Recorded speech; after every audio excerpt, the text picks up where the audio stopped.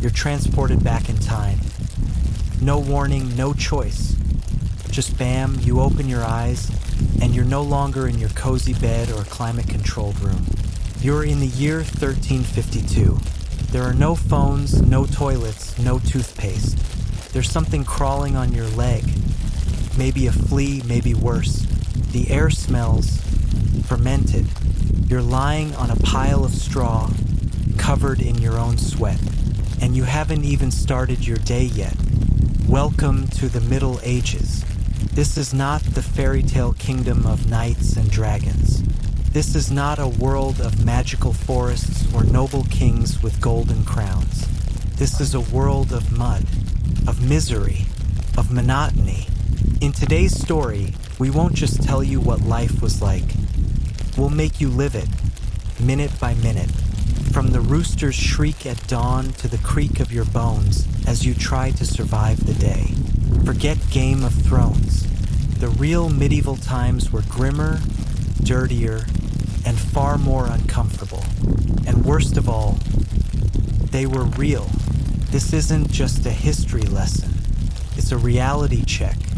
You'll learn why you would have probably died within 24 hours of being dropped into this world, either from disease, punishment, or just sheer mental exhaustion. So close your eyes, lie back, and let your imagination transport you to a time so boring, so brutal, so unbelievably hard, it might just put you to sleep. This is Boring History for Sleep, and tonight, we explore why you wouldn't last a day in medieval times. The rooster doesn't just crow, it shrieks. At the crack of dawn, when the sky is still the color of damp stone and mist rolls over the thatched roofs, you're jolted awake by the most aggressive alarm clock in history. But that's the least of your problems. You open your eyes, and your back aches from sleeping on a lumpy straw mattress stuffed with moldy hay, infested with bugs. There's no pillow, just a folded sack. And no duvet, only a coarse wool blanket that smells like wet dog and sheep grease. If you're lucky, you didn't freeze. If you're unlucky, the lice had a feast on your scalp last night. There's no shower to freshen up, no toothpaste to scrub away the smell of stale bread and sour ale from your breath. The closest thing you have to morning hygiene is rubbing your face with cold water from a wooden bucket, if it's not frozen. You fumble in the semi-darkness to put on the same clothes you wore yesterday, and the day before, and last week. There's no wardrobe, no laundry.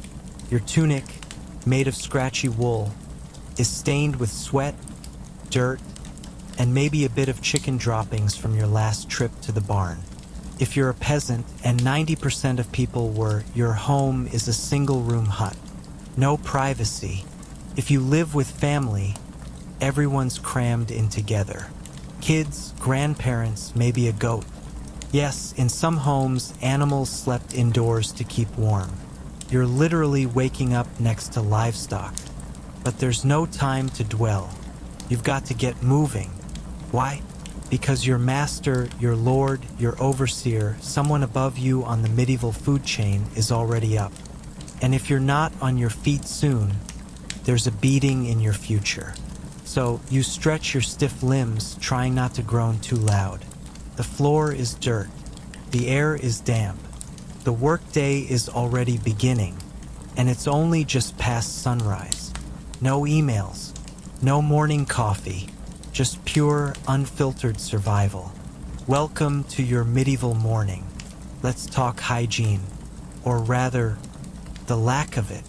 In medieval times, the concept of being clean meant something very different.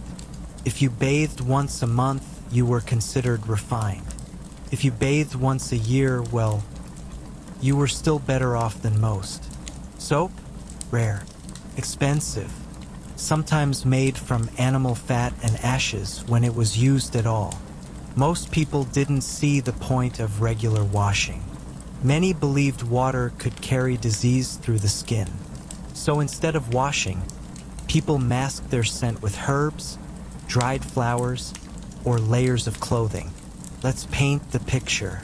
You reach for something to clean your hands, but there's no sink, no running water, no hand sanitizer. If you're lucky, there's a communal water barrel outside, filled with yesterday's used water. Everyone dips their hands in it, including your neighbors and their pigs. Toilet? That's a luxury reserved for castles. You, dear traveler, are headed to the privy, a simple hole in the ground, often shared by the entire village.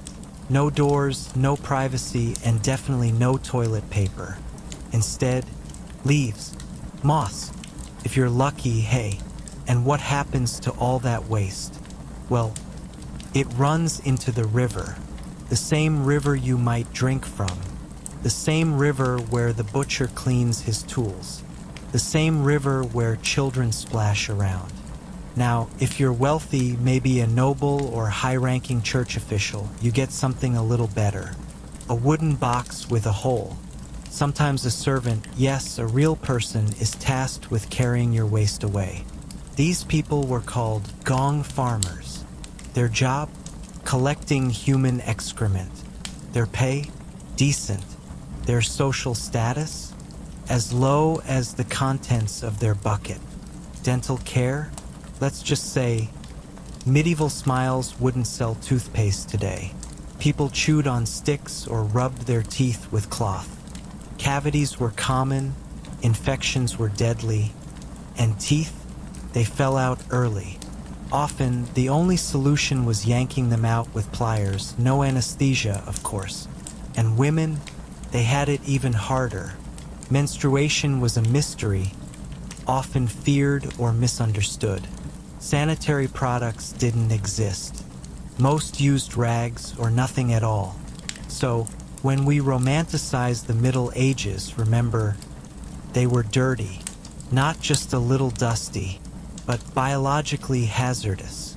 And you, freshly dropped from the 21st century, wouldn't just be grossed out. You'd be infected, probably by lunchtime.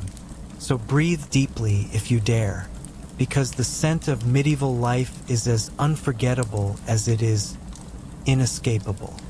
Now that you're up, dirty, tired, and slightly nauseous, it's time for the most important meal of the day, breakfast. But don't get your hopes up. There are no eggs sizzling in a nonstick pan, no toast popping up from a chrome toaster, no golden latte, no berry smoothie, no cereal commercials here. You're a medieval peasant. Your breakfast is the same as it was yesterday, and the day before. A small, coarse loaf of bread, made from barley or rye, dense, chewy, and likely crawling with weevils. Yes, insects. No butter, no jam, no coffee, just bread. And if you're lucky, maybe a thin ale to wash it down. Yes, ale. In the morning, not because you're living the rockstar life, but because the water is often contaminated. Boiling it is too much effort.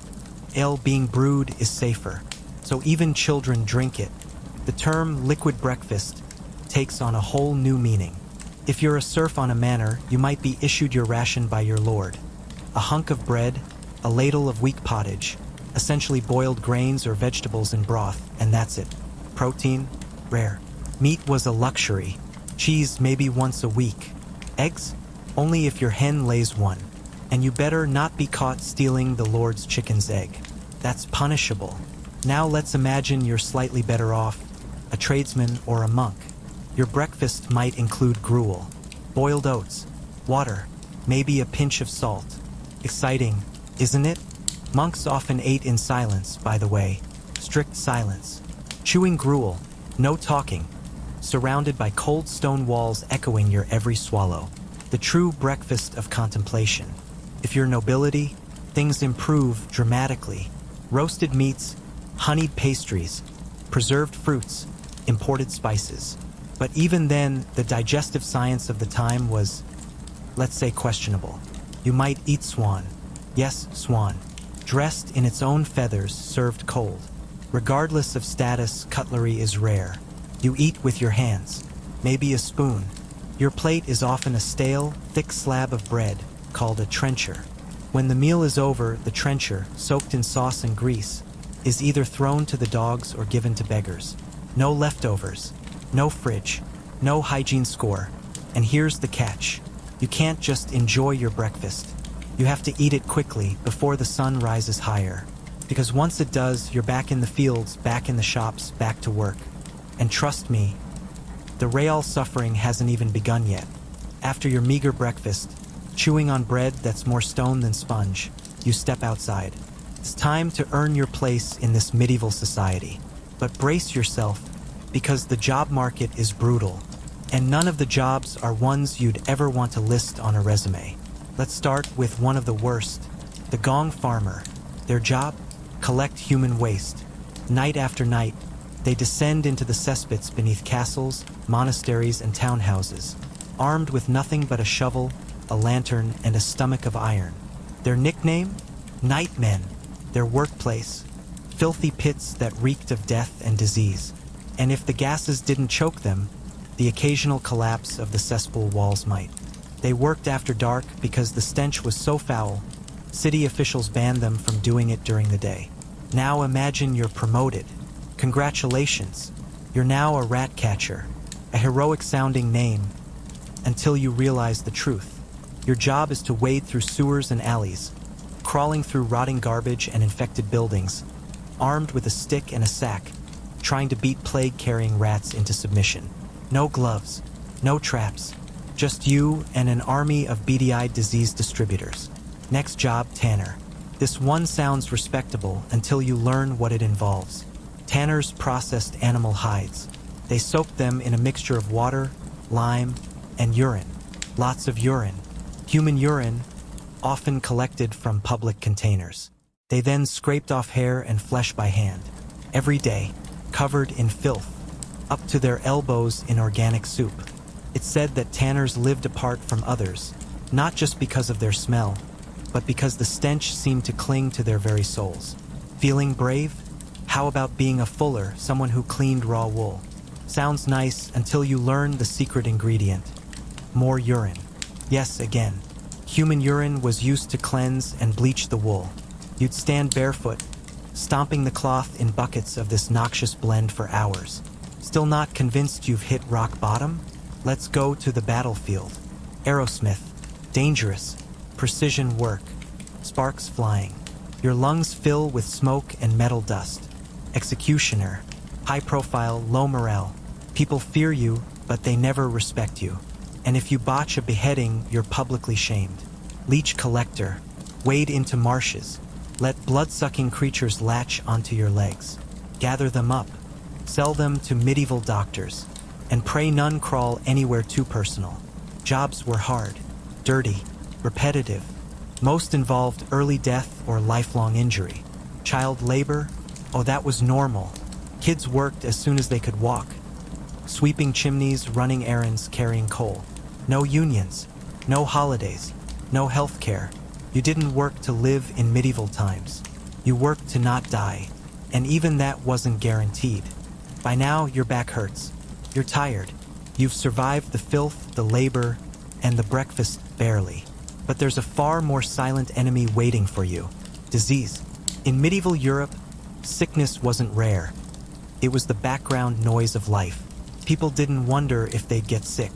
They wondered when and whether they'd survive. Let's start with the infamous one, the Black Death, bubonic plague.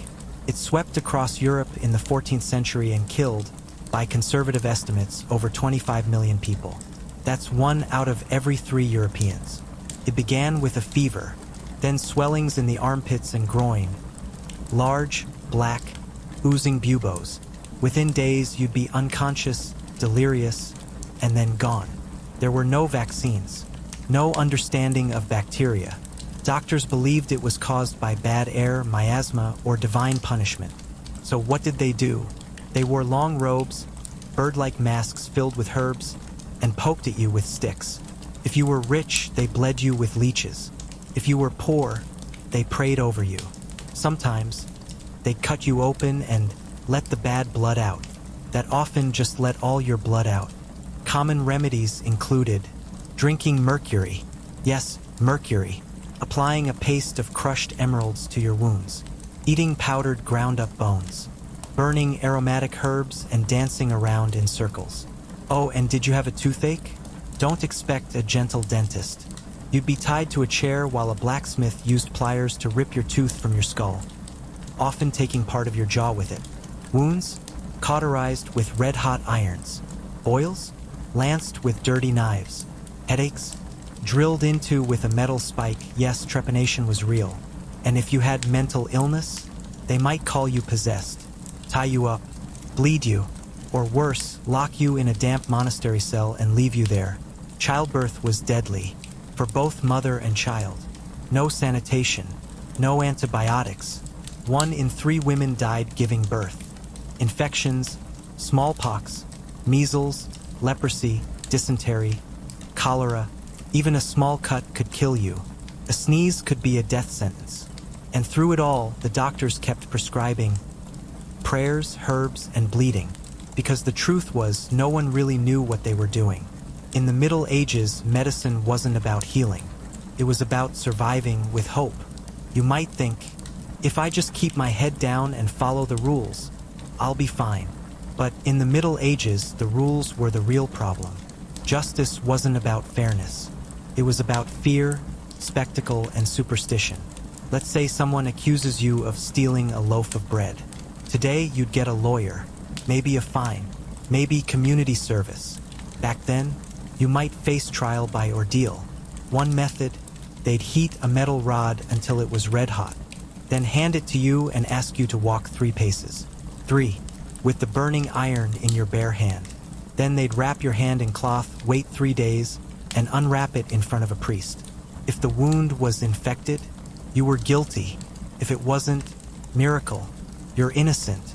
Yes, healing proved innocence. Medicine and justice, best friends, apparently. Or maybe it was trial by water. They'd tie your hands and feet, then throw you into a river. If you floated, guilty. If you sank, innocent, but possibly drowned. They claimed it was God's judgment. Now imagine you're a woman, and someone accuses you of being a witch. What was the evidence? A birthmark, pet cat, a neighbor got sick after you looked at them the wrong way.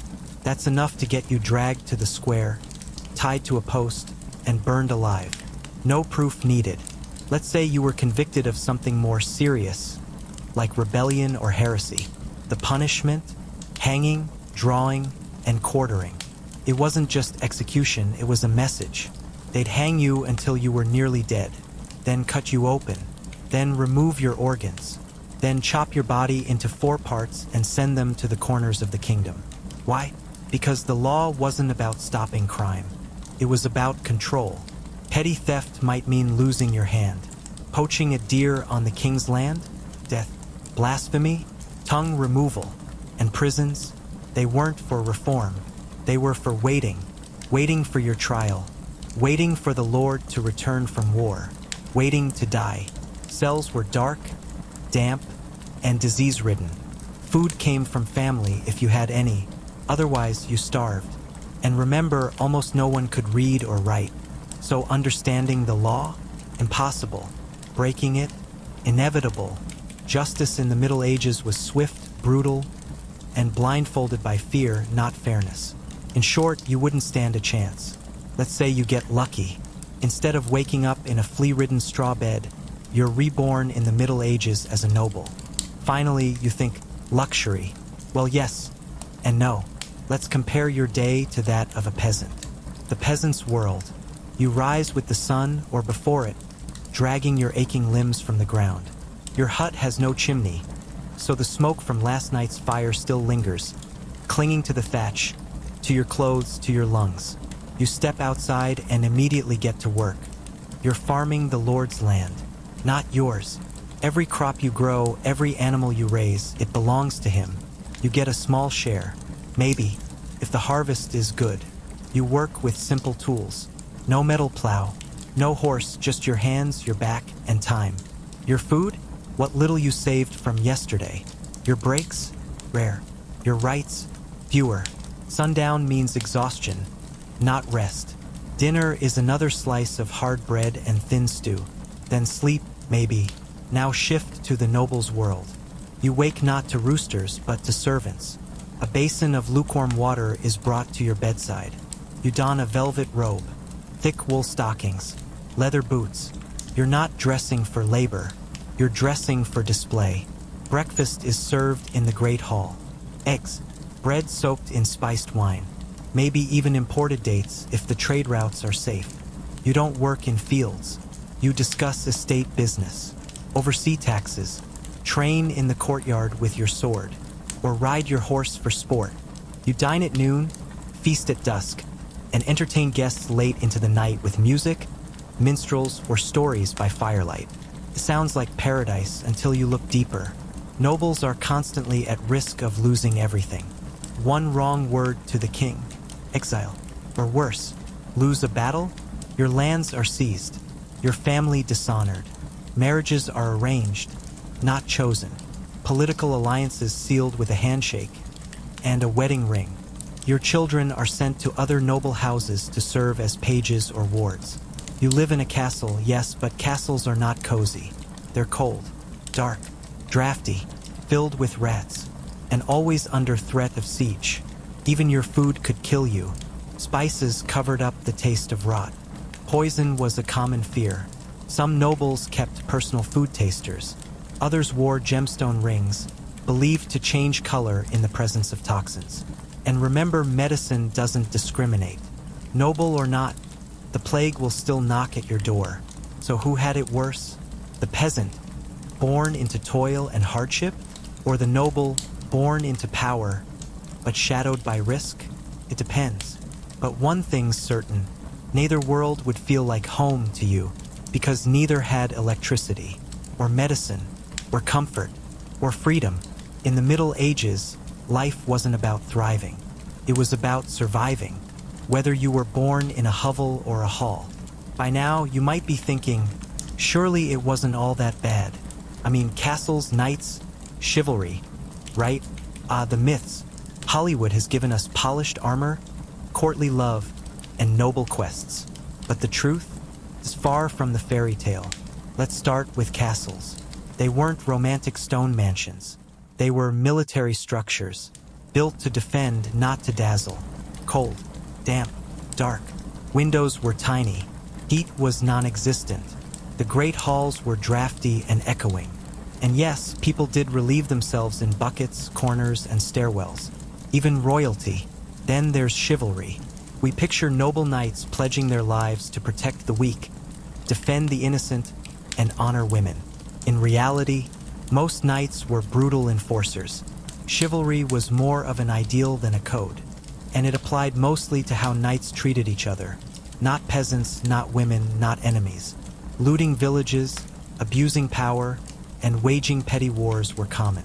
And tournaments? Not elegant duels. They were violent and deadly. Knights in shining armor? They stank inside those suits. There was no ventilation, no mobility. Falling off a horse could mean death, because you couldn't even get up without help. And let's not forget education. Many think monks and scholars were everywhere, copying books and debating philosophy. But truth is, most people, over 90%, couldn't read. Even kings signed with an X. Books were rare, expensive, made by hand on animal skin. A single Bible might take a year to produce and cost more than a house. Then there's romance, courtly love, poetry, roses and serenades? Not for the average person. Marriages were arranged, often by age 12. Love wasn't a factor, property was, especially for women who were seen more as dowry than individual. Speaking of women, another myth, that they were protected and revered. Truth? They were owned, legally. A woman's rights belonged to her father, then her husband. Widows were vulnerable. Accusations of witchcraft? Deadly. And then there's the myth of community cheer, happy peasants dancing around the maypole. Most villagers were overworked, underfed, and exhausted. Celebrations happened, yes, but more out of desperation than joy. A brief escape before the next brutal season of labor. Even the church, seen as the moral compass of the time, wasn't immune to corruption. Indulgences were sold. Relics were faked. Power was abused. and questioning doctrine, heresy, punishable by torture or flames. So let go of the fairy tale. There were no gleaming cities, no brave dragon slayers, no romantic serenades under moonlit towers, just mud, fear, suffering, and a world built on survival, not splendor. The truth is, medieval times weren't a golden age. They were an age of grit, grime, and getting through one day just to face the next. You've made it through a full day in the Middle Ages. You've eaten stale bread, hauled waste, dodged disease, and tiptoed around the law. You've faced bone-deep exhaustion and the fear of dying from a paper cut. But now, as the sun sets over the muddy roads and crumbling castle walls, it's time to return. Back to now. Back to warmth, safety, and the quiet hum of electricity. Think about it. Tonight, you'll fall asleep on a clean mattress, with sheets, pillow, maybe a fan humming gently in the corner. You brushed your teeth with paste, not ashes. You drank clean water today without wondering if it would kill you. If you're hungry, you can open the fridge. Order food. If you're sick, there's a clinic, a hospital, a pharmacy. Doctors know about germs. And you don't need to bleed out to feel better. You can read, write, speak freely, question things without being burned at the stake. There are still challenges, yes, but they are modern challenges. You're not waking up next to a rat. You're not hoping the local lord doesn't raise your taxes in chickens. You're not stepping barefoot into a stream where upstream someone just emptied a chamber pot. Life today isn't perfect, but it's luxury compared to the world you just walked through. And that's why history matters. It reminds us how far we've come, how much we've built, how many nights our ancestors suffered so that we could sleep in peace. So as you lie there now, in the stillness of your room, let your body sink into softness. Let your breath slow down. Let your mind wander back, just for a moment, to the flickering torchlight of a time long gone, and whisper a quiet thanks that you don't live there. You were never meant to. This has been boring history for sleep. Why you wouldn't last a day in medieval times. Brought to you by Infinite Napoleon Hill. Sleep well. You've earned it.